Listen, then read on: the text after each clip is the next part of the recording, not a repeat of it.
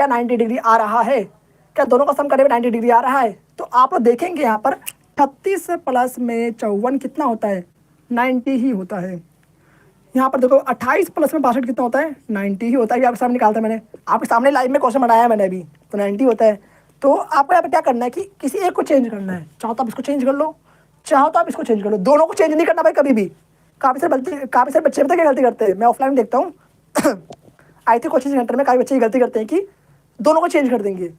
जहाँ आपने दोनों को चेंज कर दिया वहीं पर आपका क्वेश्चन गलत, क्योंकि आपने इसको चेंज करा तो इसका नंबर चेंज होगा, और आपने अगर इसका नंबर चेंज करा, आपको क्या करना होता है, आपको एंगल सेम रखना होता है। अगर आप दोनों को चेंज करेंगे तो एंगल भी दोबारा चेंज हो जाएगा, तो वो काम आपको नहीं करना, आपको किसी एक को चेंज करना है जिससे एंगल सेम आ जाए। कहीं ना कहीं हमें एंगल तो सेम बनाना है, तभी तो आप यहाँ पर ये साइन स्क्वायर थीटा प्लस में कोस स्क्वायर थीटा वाला फॉर्मूला अप्लाई कर पाएंगे। तो वो चीज़ आपको करना है। ओके चलिए,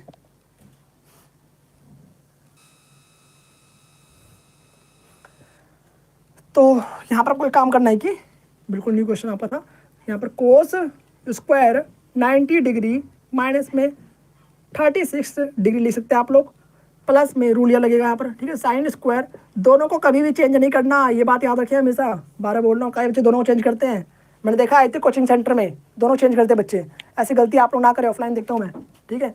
तो कोस को भी चेंज कर दो, यहाँ पर साइन स्क्वायर 90 माइनस में 28 डिग्री यहाँ पर करना है, ठीक है, इस तरीके से, प्लस में कोस स्क्वायर 62 डिग्री। तो आपको कुछ इस तरीके से चेंज करना है। ओके, अब सिंपल आपको क्या करना है, यहाँ पर चेंज करने में कितना आ जाएगा, यहाँ पर बताओ जल्दी से, कोस स्क्वायर माइनस कर दो, कितना आ जाएगा यहाँ पर 54 डिग्री आ जाएगा, एंड यहाँ पर साइन स्क्वायर 54 डिग्री दे रखा है पहले से, एंड नीचे आ जाएगा आपका साइन स्क्वायर 62 डिग्री प्लस में कोस स्क्वायर 62 डिग्री यहाँ पर आपका आ जाएगा। अब आप लोग देख रहे हो आपका एंगल सेम हो चुका है, हाँ जी, तो यहाँ पर आपका कोस स्क्वायर थीटा प्लस में साइन स्क्वायर थीटा वाला रूल लग जाएगा, जिसका मान आता है 1। अगर एंगल सेम हो और दोनों की पावर 2 हो तो आंसर कितना आता है, 1 आता है। तो ऊपर 1 लिख देंगे, नीचे भी 1 लिख देंगे, आंसर आ गया आपका 1, इस तरीके से। लो जी, मैंने आपको एक और क्वेश्चन करवा दिया डिफरेंट टोटली। अगर आपका ऐसा एग्जाम में क्वेश्चन आता है तो आप गड़बड़ ना करना बिल्कुल भी, आई होप आप लोग कर लेंगे भाई। देखो भाई 20% मेरा योगदान है, बाकी आपको प्रैक्टिस तो खुद से करना पड़ेगा भाई।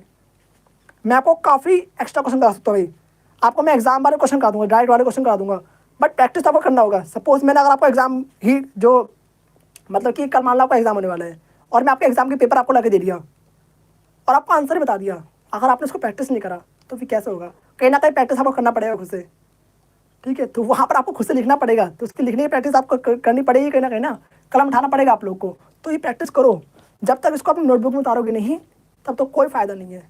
तो मैं हमेशा बोलता हूँ भाई, मैथ की कॉपी भरनी पड़ेगी आपको बहुत सारी।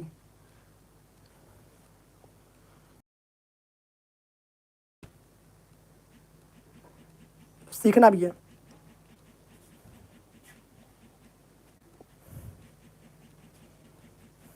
चलिए, लैग कर रहे हैं क्या? फोन यूट हो गया यार, लैग तो नहीं कर रहे ना?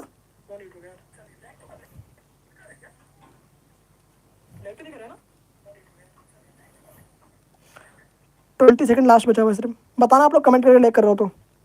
कई बार क्या होता है फ़ोन गर्म आता है, उसके बाद लैग करने लगता है।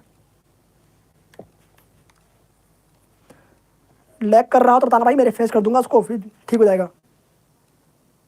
मुझे पता नहीं चलता भाई लैग कर रहा है नहीं कर रहा आपके फ़ोन में, मेरे डिवाइस में लैग नहीं कर रहा बिल्कुल भी। चलिए आप देखते हैं अगला क्वेश्चन। लगता नहीं सारे क्वेश्चन हो पाएंगे क्योंकि 4 घंटे पहुंच जाएंगे लगता है भाई, क्योंकि काफ़ी मैं एक्स्ट्रा क्वेश्चन करा लेता ना भाई, इसलिए मेरा तो पढ़ाने तरीका अलग है बिल्कुल, मैं तो काफ़ी डीप में पहुंच जाता हूँ बिल्कुल, जिससे आप लोग के सारे डाउट क्लियर हो जाए, क्योंकि मुझे बेसिक से बेसिक वाले बच्चों को देना पड़ता है जिसको कुछ भी नहीं आता।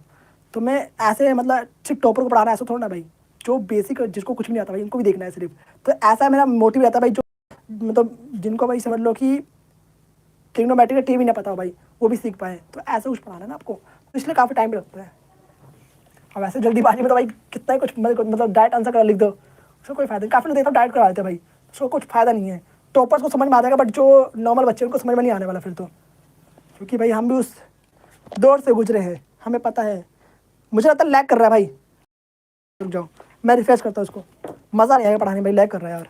मैं रिफ्रेश करता हूँ, थोड़ी देर में आ रहा हूँ वापस, ठीक है। लैग कर रहा है भाई काफ़ी ज़्यादा, आप लोग सिर्फ वेट करना, मैं इसको कैंसिल नहीं करूँगा, ये लाइव तुरंत ही भी आ जाएगा।